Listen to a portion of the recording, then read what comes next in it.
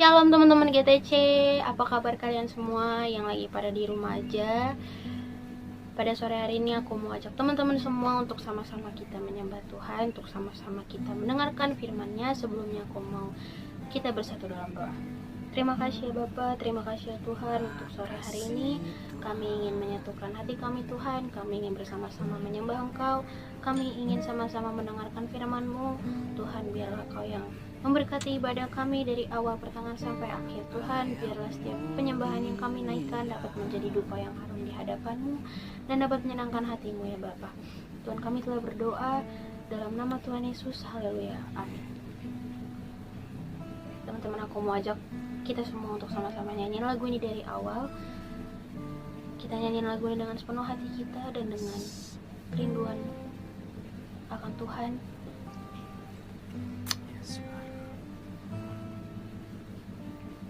Sama-sama kita bilang, Yesus, Kau telah memulai. Yesus, Kau telah memulai segala yang baik dalamku. Engkau menjadikanku serupa gambaranmu dan berharga di matamu. Yesus, Kau telah memulai karya yang mulia dalamku. Kau berikan hidupmu sebagai ganti dosaku, karena kasih-Mu padaku. Sekarang ku memuji-Mu, Allah yang setia, yang tak pernah meninggalkan perbuatan tangan-Mu. Sekarang ku menyembah-Mu, Allah yang mulia, sempurnakan segenap hidupku agar indah bagi-Mu.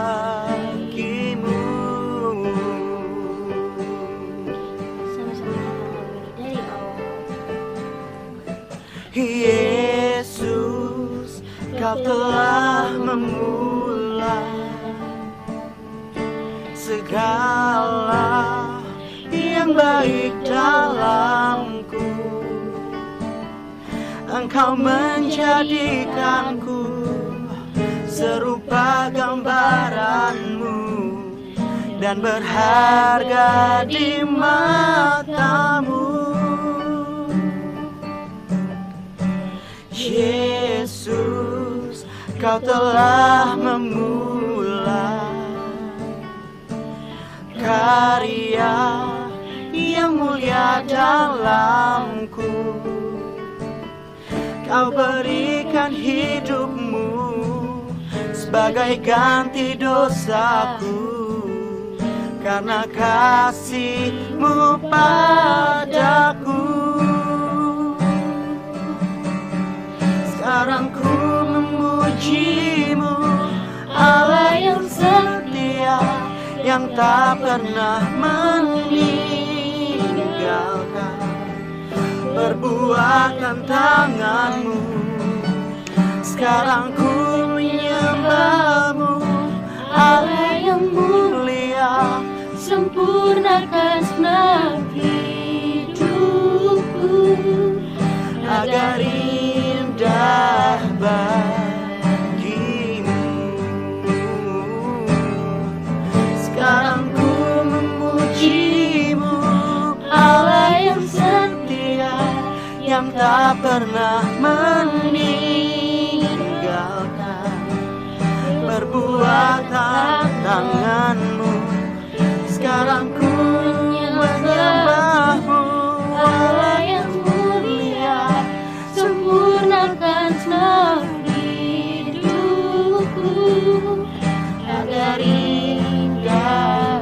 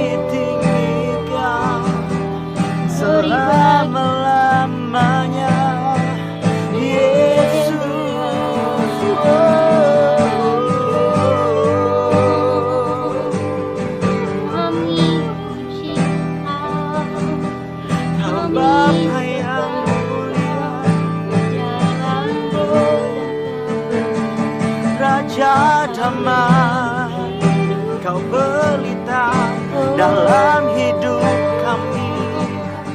Yesus Tuhan, Yesus Tuhan, ku panggil namamu Tuhan. Yesus, Yesus,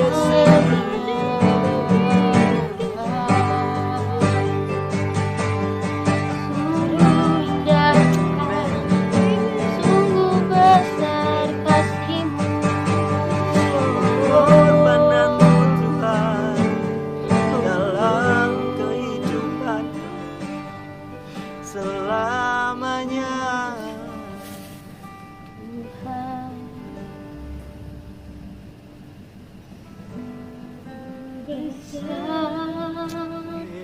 Pengorbananmu bagimu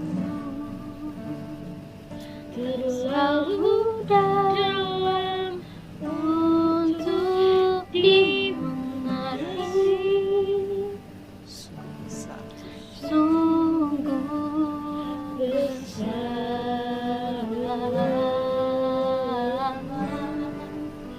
sungguh indah yang Kau pikirkan tentangku, tak terselami bagiku.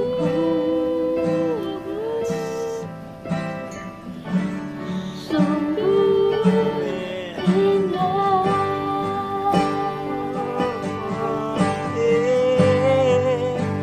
Sungguh besar pengorbananmu bagiku, terlalu dalam untuk dimengerti. sungguh besar,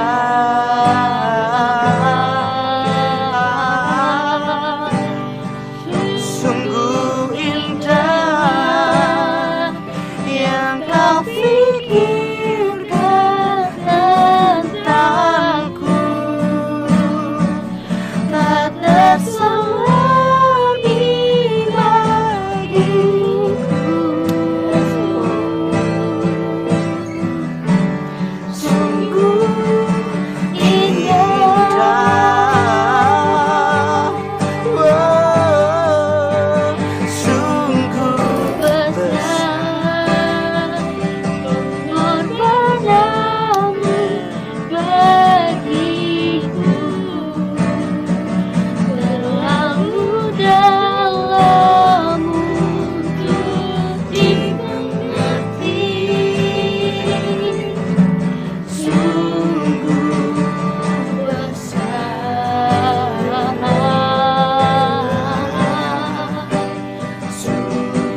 sungguh indah yang Kau pikirkan tentangku, tak terselami bagiku. sungguh Indah, sungguh besar pengorbananmu bagiku,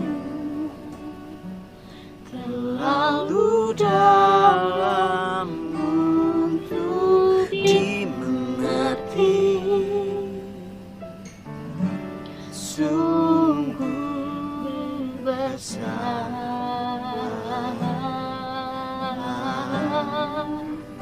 sungguh indah yang Kau pikirkan tentangku, tak terselami bagiku. Sungguh indah,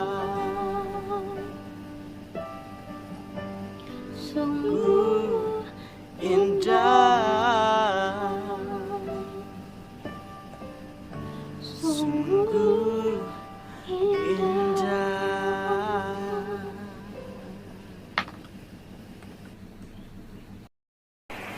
Sebelum kita mendengarkan firman Tuhan, terlebih dahulu kita mau bersama-sama bersatu di dalam doa. Terima kasih Tuhan Yesus atas segala kebaikan-Mu hingga pada saat ini Tuhan kami masih diberikan kesempatan untuk kami dapat menikmati kehidupan-Mu Bapa. Terima kasih atas kebaikan yang terus Tuhan berikan kepada kami.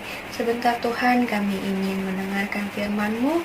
Biarlah firman-Mu Tuhan dapat mengajar kami, dapat menegur kami Tuhan untuk kami dapat semakin serupa dan segambar dengan Engkau Bapa. Tuhan berkati kami, berikan kami hikmat Tuhan agar kami dapat mengerti apa yang ingin Kau sampaikan. Dan Kau juga berkati Tuhan Kak Ika yang akan membawakan firman. Kiranya Tuhan biarlah setiap firman yang keluar dari mulutnya itu sesuai dengan isi hati Tuhan dan keluar dengan tidak sia-sia Tuhan. Semuanya kami akan terima Tuhan, dan ajar kami untuk kami juga dapat menjadi pelaku firman-Mu yang setia. Biarlah firman-Mu Tuhan terus berakar, bertumbuh dan berbuah lebat Tuhan. Biarkan orang-orang di sekitar kami dapat merasakan hasil yang telah kami terima daripada Tuhan. Terima kasih Bapa, kami siap mendengarkan firman-Mu. Sama-sama yang siap mendengarkan firman Tuhan, kita bersama-sama bilang amin. Halo, shalom teman-teman generasi muda GTC, apa kabar semuanya? Yang lagi stay at home aja nih, yang sekarang ini. Nah, ketemu lagi sama Kak Ika ya. Kak Ika berharap semuanya baik-baik aja, semuanya selalu sehat, dan semuanya selalu tetap semangat dalam Tuhan Yesus. Kita mau sharing firman sekarang nih. Kak Ika gak bakal ngomongin sekarang masalah yang lagi viral nih sekarang ini, si COVID itu. Kak Ika gak mau ngomongin itu, karena bagaimanapun Tuhan pasti akan berikan kekuatan buat kita semua ya. Oke, semuanya kuat? Yuk kita mau baca firman aja dulu yuk. Kita mau baca firman itu dari 1 Yohanes 4 ayat 15 sampai 18. Sebelum kita baca firman, semuanya harus siapin Alkitab kalian ya. Jadi Kak Ika nggak akan bacain firman ini satu persatu karena kan durasi waktunya kan sebentar nih ya. Jadi baca, siapkan Alkitab kalian, siapkan diri kalian, siapkan roh dan jiwa kalian untuk mendengar firman, sharing firman kita sekarang. Jadi Kak Ika mau semuanya siapkan Alkitab kalian. Bila perlu kalau mau dicatat lah, silakan. Kita mau sama-sama untuk belajar firman Tuhan, mengerti firman Tuhan, supaya apapun yang boleh kita pelajarkan saat ini itu masuk ke dalam roh dan jiwa kita. Oke, teman-teman semuanya, dari 1 Yohanes 4 ayat 15 dan 18 sampai 18 ini, Kak boleh simpulkan, barang siapa mengaku bahwa Yesus adalah anak Allah dan Allah tetap berada dalam dia dan dia di dalam Allah, dalam hal ini kasih Allah adalah sempurna dalam kita. Yaitu kalau kita mau mempunyai keberanian dan percaya pada hari terakhir, hari-hari penghakiman. Wah, ngomongin penghakiman. Penghakiman itu apa sih? Kita nggak bisa nyantai-nyantai aja. Kita nggak bisa, wah nanti deh, gue masih muda, gue masih banyak cita-cita. Enggak, kita hidup di masa akhir. Karena itu, barang siapa mengaku Yesus adalah anak Allah dan Allah tetap berada dalam dia dan kasihnya Allah itu ada di dalam kita, maka kita harus punya keberanian. Keberanian kita itu apa sih? Keberanian kita adalah kita tidak takut. Namanya berani itu pasti nggak takut. Ya kalau takut namanya nggak berani. Kita harus berani. Berani untuk apa? Berani untuk menyatakan kalau kita adalah milik Tuhan Yesus. Kalau kita adalah anak Allah. Kalau kita sudah ditebus dengan harga yang mahal. Apalagi kita belum lama ini kan kita ngerayain Jumat Agung, Paskah. Kalau kamu milik Allah, kalau kita milik Allah, kalau teman-teman semua milik Allah, dan kita hidup di dalam Allah menjadi anak-anak Allah, kita harus berani. Saya milik Tuhan Yesus. Yesus ada di dalam saya dan saya juga di dalam Yesus. Kita selama ini berpikir punya konsep Tuhan kan ada di dalam saya. Nah, sedangkan Allah itu hanya mengakui satu anak yang dia kasih, yaitu namanya Yesus Kristus. Konsep itu kita bilang Tuhan ada di dalam saya. Itu konsep yang kurang tepat. Yang tepat adalah saya ada di dalam Yesus. Saya adalah milik Tuhan Yesus. saya tinggal di dalam Yesus. Karena saya tinggal di dalam Yesus, maka Allah mengasihi saya. Karena saya tinggal di dalam Yesus, maka saya disebut anak-anak Allah. Karena anak Allah yang tunggal adalah Yesus Kristus. Kita adalah semua anak-anak Allah. Teman-teman GTC adalah anak-anak Allah. Karena itu kita tinggal di dalam Yesus. Karena kita tinggal di dalam Yesus, maka Allah mengasihi kita. Karena Allah melihat kita bukan melihat diri kita lagi, tapi melihat Yesus yang ada di dalam kita. Kok gitu sih Kak? Ya, selama ini konsepnya kita berpikir karena Yesus ada di dalam saya. Itu adalah konsep yang kurang tepat. Tapi yang tepat adalah saya ada di dalam Yesus. Saya ada di dalam Yesus. Karena saya ada di dalam Yesus, Allah mengasihi saya. Karena Allah melihat saya adalah melihat Yesus yang telah mati di atas kayu salib. Ya, jadi 1 Yohanes 4 ayat 15 sampai 18 ini, barang siapa mengaku Yesus adalah anak Allah, Allah tetap berada di dalam dia dan dia di dalam Allah. Dan yang namanya anak Allah punya keberanian. Keberanian itu untuk apa? Keberaniannya adalah untuk menyatakan dirinya sebagai anak Allah, menyatakan Kristus adalah anak Allah, dan jelas adalah menyatakan firman, mengatakan pada dunia Yesus Kristus adalah Tuhan yang telah mengorbankan nyawanya, telah mati, dan telah bangkit, dan sekarang dia ada di surga. Dan suatu saat nanti dia akan datang kembali untuk kedua kalinya, bukan untuk orang berdosa, tetapi untuk orang-orang yang sedang dimateraikan. Siapa itu? Nanti kita akan bahas. Oke.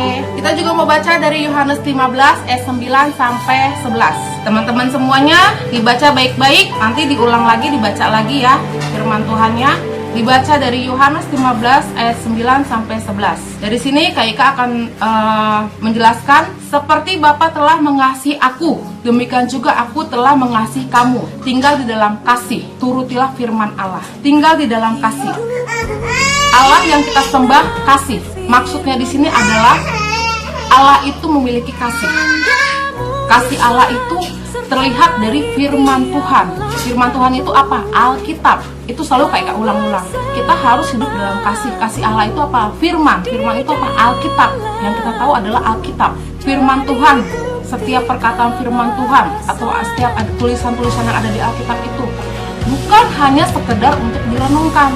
Kalau hanya sekedar direnungkan itu hanya untuk tubuh. Karena yang merenung itu hanya pikiran. Firman Tuhan itu bukan hanya sebatas direnungkan. Lebih dari itu, firman Tuhan itu harus dilakukan. Firman Tuhan itu berisi kerjakan, lakukan, pergi, datang, lakukan. Itu adalah perintah. Firman Tuhan itu adalah perintah. Segala perintah itu harus dikerjakan. Contoh, jadikan semua bangsa muridku, bertekun dalam iman, kejarkanlah keselamatanmu. Itu semuanya perintah. Kalau hanya sebatas direnungkan, ya udah, hanya merenung aja.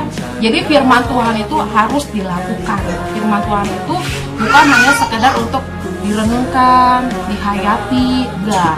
Itu bukan firman menjadi rema, tapi firman yang menjadi rema adalah firman yang kita lakukan, firman yang kita kerjakan. Contoh, yang gampang lah, taatilah orang tuamu agar lanjut umurmu. Taati orang tua. Kadang-kadang untuk taat sama orang tua itu nggak gampang. Banyak banget perintahnya, harus ini itu banyak. Tapi itu harus dilakukan. Kak, tapi kan nggak semua perintah orang tua bagus Kak. Nggak semua perintah orang tua kan benar. Yang namanya perintah dikerjakan. Benar atau tidaknya, suka atau tidak sukanya, salah atau benarnya, namanya perintah dikerjakan. Nah, firman Tuhan nggak mungkin salah. Firman Tuhan itu tidak mungkin salah. Mungkin perintah orang tua bisa kita pikir itu ada salah, ada benarnya. Tapi untuk firman Tuhan tidak ada kata excuse.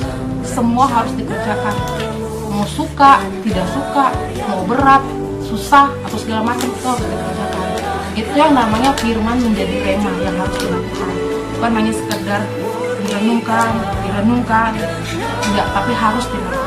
Dari semua ini, dari 1 Yohanes 4 ayat 15 sampai 18 dan Yohanes 15 ayat 9 sampai 11, Kaika mau teman-teman semua untuk mengulang kembali ya. Dibaca lagi firman-firman tersebut. Dan di sini juga Kaika menjelaskan kita sebagai anak Allah, sebagai milik Tuhan Yesus, kita harus minum darah Yesus. Oh iya, pasti Kak, kita minum darah Yesus perjamuan kudus. Iya. Tapi yang Kaika maksud di sini minum darah Yesus bukan hanya sekedar perjamuan kudus yang kita tahu yaitu hosti, roti, atau darah yang ada di cup gitu, enggak. Yang Kak Ika maksud di sini adalah minum darah Yesus artinya bertobat dengan sungguh-sungguh, bersandar pada darah Yesus. Bertobat dengan sungguh-sungguh maksudnya di sini pertobatan awal dengan sungguh-sungguh, yaitu kita bertobat dengan sungguh-sungguh, minta ampun sama Tuhan Yesus, minta darah Yesus untuk menebus kita. Sesudah kita minum darah Yesus, kita makan tubuh Yesus. Apa sih Kak maksudnya makan tubuh Yesus? Yang perjamuan kudus yang masih tubuh itu ya? Bukan.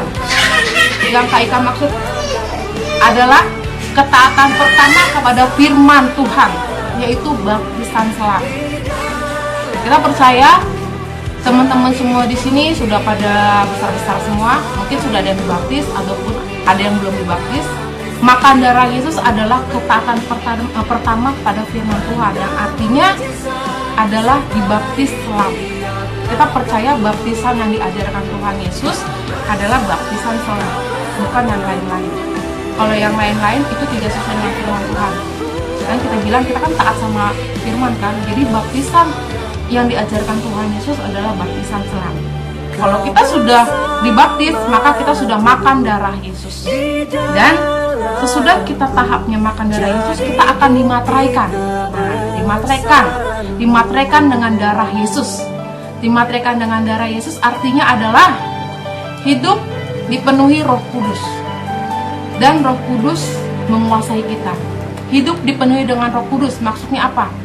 Orang yang sudah minum darah Yesus, makan darah Yesus, akan dimateraikan dengan darah Yesus, dan dia akan, yang artinya adalah hidup dengan Roh Kudus.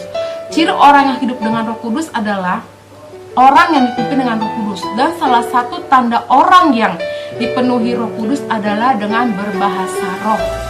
Salah satu karunia roh. Salah satu karunia roh adalah berbahasa roh. Jadi orang yang dimateraikan dengan darah Yesus adalah orang yang memiliki salah satu karunia roh, yaitu berbahasa roh. Tingkatannya seperti itu. Sesudah kita dimateraikan dengan darah Yesus, kita hidup sebagai orang-orang kudus. Hidup sebagai orang-orang kudus artinya adalah hidup roh dan jiwa kita dikuasai oleh Roh Kudus. Tidak hidup lagi sesuai keinginan daging. Artinya hidup roh jiwa kita dikuasai oleh Roh Kudus, tidak hidup lagi dengan keinginan daging.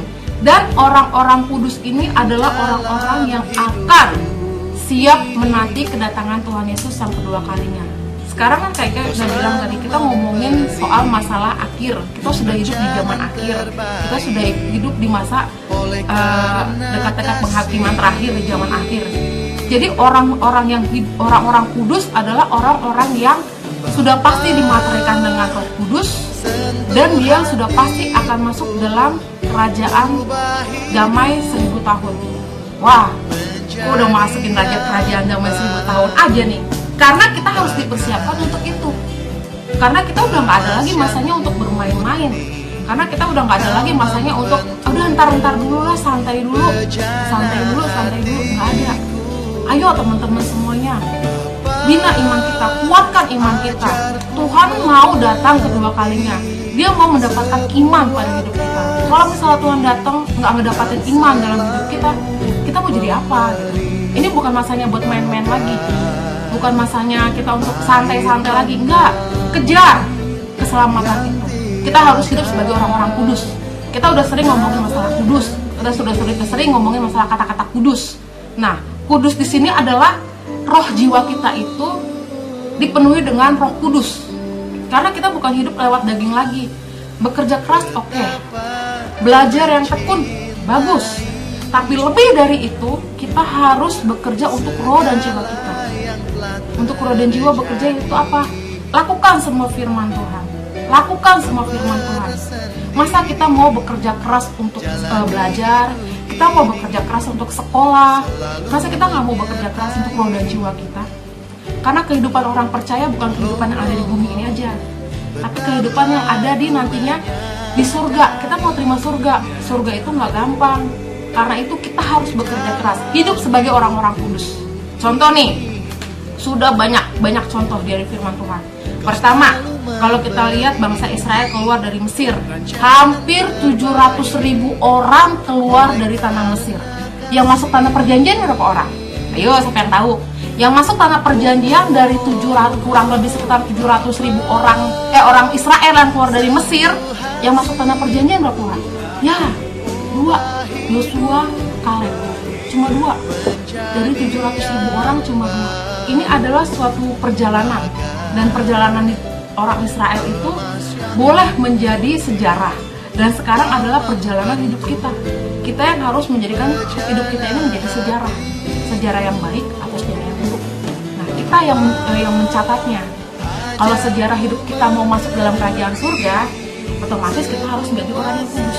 Tapi kalau sejarah hidup kita mau jadi orang-orang biasa aja yang ketinggalan di bumi, ya udah, santai aja. Pilihan ada di tangan kita. Kita yang menentukan pilihan kita. Waktu kita lahir, kita nggak bisa milih. Kita nggak bisa milih siapa orang tua saya, siapa saya akan hidup sebagaimana, saya mau jadi orang kaya atau orang miskin. Waktu saya lahir, saya nggak bisa milih. Tapi waktu kita mau masuk kerajaan surga, kalau Tuhan Yesus datang kedua kalinya, kita bisa memilih. Kita mau menjadi orang biasa aja atau menjadi orang yang kudus. Kalau kayak kan dia menjadi orang kudus walaupun masih dalam tahap, tapi tetap mau menjadi orang kudus. Karena kayak kita tahu, roh dan jiwa itu adalah hidup. Dan kehidupan kebahagiaan orang percaya adalah kehidupan kekal untuk selamanya. Karena itu, yuk sama-sama kita belajar menjadi orang-orang kudus di Tuhan. Sama-sama kita belajar untuk bertekun dalam Tuhan Yesus, minum darah Yesus, makan darah Yesus, dimateraikan dalam darah Yesus, hidup sebagai orang-orang kudus di akhir zaman ini. Sehingga waktu Tuhan Yesus datang kedua kalinya, dia boleh mendapatkan iman dalam hidup kita, dan dia katakan, mari datang, mari memulai membangun. Tuhan Yesus memberkati, dan kita semua selalu sehat, dan iman kita selalu semakin bertumbuh, dan kita boleh menjadi dekat, menjadi garam dan terang dimanapun kita berada. Ya teman-teman GTC semuanya, Tuhan Yesus memberkati.